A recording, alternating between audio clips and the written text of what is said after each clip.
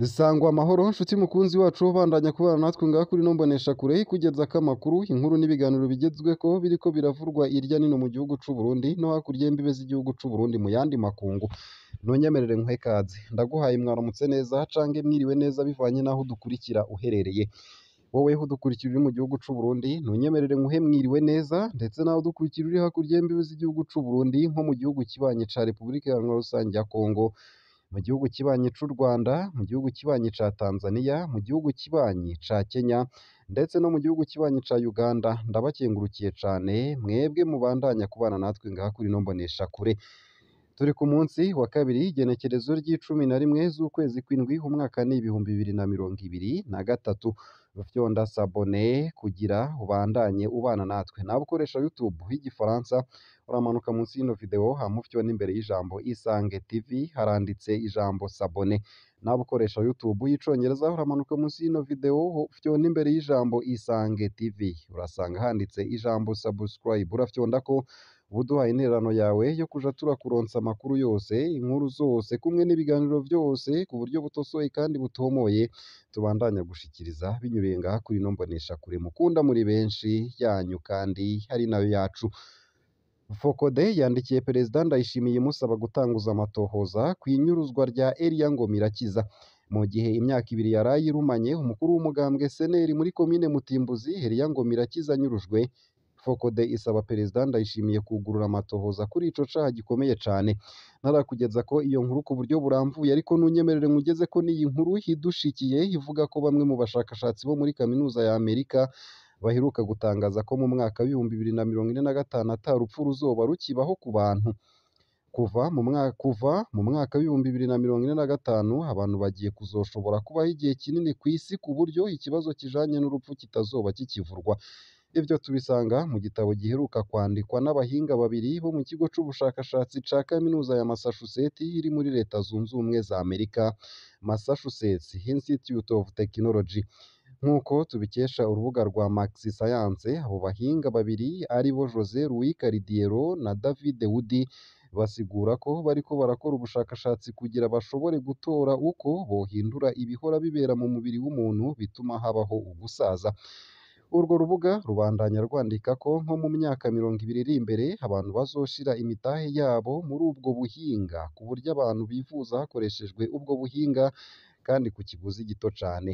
Muri ico gihe ngo hazoba hakenewe ko umuntu abaho umwanya munini kugira aronswe ubuvuzi bumusubiza kuba umuyabaga. Abo bahinga babiri bakemeza ko hatangaruka mbi zizoba ku bijanye n'irwirirana ry'abantu ku isi, kuko ngo hazoca hirwa ukuntu inyama z'ibikoko dusanzwe dufungura zisubirizwa n'inyama zizoba zahinguwe mu bundi buhinga buzoba bugezweho. Nayo mbandanije na ya nkuru kandi nuko Fokode yandikiye Perezida Ndayishimiye imusaba gutanguza amatohoza kw'inyuruzwa rya Elia Ngomirakiza. Mu gihe imyaka ibiri yaraye irumanye umukuru w'umugambwe seneri muri komine Mutimbuzi Elia Ngomirakiza anyurujwe, Fokode isaba Perezida Ndayishimiye kugurura amatohoza kuri ico caha gikomeye cane. Fokode yibukije umukuru w'igihugu ko ivyashikiye Elia Ngomirakiza bisanzwe bizwi n'inzego zose kubera zabimenyeshejwe. Elia hakinyuruzwa vyarakwiragiye ku mbuga ngurukana bumenyi, amaradiyo n'ibimenyeshamakuru vyo mu Burundi no mu makungu vyarakoze cane kuri iyo nkuru. Umugambwe seneri warasohoye itangazo wongera urarondera inzego zitandukanye za leta, igipolisi, igisirikare na CNIDH, ariko muri iyo myaka ibiri nta mutegetsi n'umwe aragira ico avuze kuri Elia Ngomirakiza. Inyuruzwa rya Elia Ngomirakiza. Umunsi anyuruzwa ku wa 9 z'ukwezi kw'indwi umwaka w'ibihumbi 2021, Elia Ngomirakiza yari yiriwe mu Maramvya apakiza ibeni amatafari yagira ashore muri zone Kanyosha. Hafi isaha 10 z'umuhingamo ya beni yariko iregereza kuri Shanike mw'ibarabara rya Bujumbura Gatumba. Muri iyo beni Elia Ngomirakiza yari kumwe n'umushoferi n'abandi babiri. Niho haza ipikipiki ihagarara imbere y'ibeni nayo nyene ica irahagarara.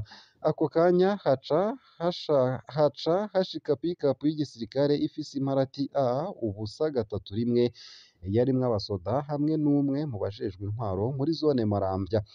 Iyo modoka yari isanzwe yunguruza Liyetona Koloneli Aroni Ndayishimiye yari arongoye batayo y'amajana 221 yakorera mu Rukoko Ico gihe abasirikare bategetse Elia Ngomirakiza kuva mw'ibeni bamwinjiza ya pick-up yabo baramujana. Kuva ubwo Elia Ngomirakiza ntarigera asubira kuboneka. Perezida Ndayishimiye niwe wenyene ashobora gutanguza aya matohoza. Focode imenyesha umukuru w'igihugu ko ata wundi muntu n'umwe asigaye yotuma amatohoza ashoboka kiretse Perezida Ndayishimiye. Uwo mwaka w'ibihumbi 2021 igisirikare canyuruje benshi kandi caranse kuvuga iyo cabashize. Umushikirizamanza mukuru wa Repubulika Sylvestre Nyandwi mu minsi yakurikiye inyuruzwa rya Elia Ngomirakiza yatangaje ko benshi mu bavugwa ko banyurujwe baba bitavye imihari y'abarwanyi ariko bakagenda badasezeye imiryango. CNIDH nayo yaramenyesheje inyuruzwa rya Elia Ngomirakiza ariko ntiyigeze imwandika muri raporo n'imwe. Focode igiye kurwiza amakete bene ayo kugira ngo ntihagire umutegetsi hazosubira kwitwaza ko hatazi abanyurujwe. Nimba koko Perezida Ndayishimiye yipfuza ubutungane nk'uko akunda kubivuga, iki ni igipimo kitabesha kizerekana aho ahagaze kuri aya mabi akorwa n'inzego ajejwe. Nayo mu bindi kandi abarundi boba bagiye guhanahana amafaranga biciye mu buhinga ngurukanabumenyi ku mpuzamakungu bworoheje kurusha. Inama nshikiranganji yaremeje amasezerano y'intangamarara hagati ya leta y'u Burundi n'ishirahamwe Mastercard Asia Pacific PTE Limited yerekana icifuzo c'izo mpande zibiri zo gukorana. Hanyuma hakazojaho amasezerano nyezina mu kugira iryo shirahamwe rizofashe mu gushiraho ubuhinga bwo guhanahana amafaranga hakoreshejwe ubuhinga ngurukanabumenyi. Ivyo ngo rero bizotuma n'amabanki hatera imbere mu vy'ubuhinga akoresha n'abantu baba ahatagira imihora biborohere guhanahana amafaranga bakoresheje ubwo buhinga.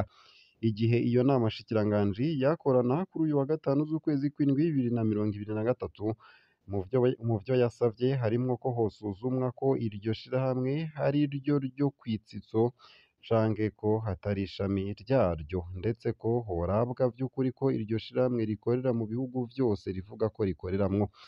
Hambavu y'ivyo ngo indimi zemewe gukoreshwa zoba Igifaransa n'Icongereza, hamwe n'uko amashirahamwe yose yipfuza gukorera mu gisata co guhanahana amafaranga hakoreshejwe ubuhinga ngurukanabumenyi yokugururirwa imiryango hakihwezwa neza ko hari ishirahamwe rizwi neza.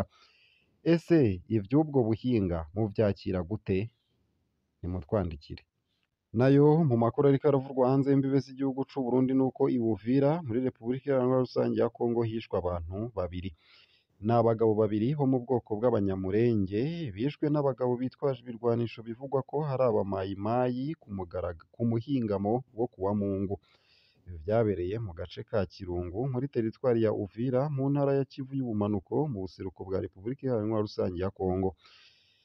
Uko ari babiri bari bavuye i Uvira baja Minembwe baciye mw'ibarabara rya Uvira Kirungu Bijombo. Ruyenzi Kavuganyi yaba mu kirwati ca Bizimana, mu gihe Reyaga Rumaraninda yaba i Nyabigugu. Bishwe n'abantu bitwaje ibirwanisho bivugwa ko hari abamayimayi Makanaki. Abo bantu babiri bishwe bariko bagenda n'amaguru. Abaduhaye amakuru bavuga ko ababishe bari bambaye impuzu z'igisirikare ca Kongo. Bikavugwa na Musore asanzwe akorera kuri iryo barabara rya Uvira Kirungu Bijombo. Kuri iryo barabara nyene harishwe abanyamurenge batanu bigizwe n'abantu bitwaje ibirwanisho bo mu migwi yitwaje ibirwanisho yaho, nk'uko tubwirwa n'uwurongoye ishirahamwe ryaho. Birababaje cane kandi ndabifata ko hari ubwicanyi bwateguwe kuko abafurero, abavura n'abashi bari kumwe nabo ku rugendo ntabo bakozeko. Bikavugwa na Musore akunda guca muri iryo barabara rya Uvira Kirungu Bijombo. Ikindi nuko abo bantu bicirwa ku mabariyeri y'igisoda. Kenshi bicwa bamaze gutanga amahera kuri bariyeri ntibabaherekeze ngo babakingire nk'uko bivugwa n'abatashimye kumenyekana. Abo babiri biciwe nabo nyene kw'ibariyeri y'igisoda. Igihe haba ico gitero hakicwa abantu babiri kuri uwu wa Mungu, hari abandi bagabo babiri b'abapolisi bakomeretse bari mu bwoko bw'abanyamurenge nabo nyene. Rutabara, Segambi na Rugazura ntibari bafise ibigwanisho igihe baterwa nk'uko twabwiwe n'abaduhaye amakuru. Umuvugizi wa FARDC muri Kivu ntitwashoboye kumutora. Umuvugizi wa FARDC muri Kivu ntitwashoboye kumuronka kugira yishure ku bibazo twari dufise co kimwe n'uwa Mai Mai Makanaki. Hagati y'umwaka w'ibihumbi 2017 n'umwaka w'ibihumbi 2022 hishwe abantu batari munsi y'1,500 b'abanyamulenge nk'uko bivugwa n'abaharanira agateka kabo muri ubwo bwoko barwiriyemwo aborozi. Bavuga ko ubwo bwicanyi busa n'isorongoro ry'abicwa gushika kw'ihonyabwoko.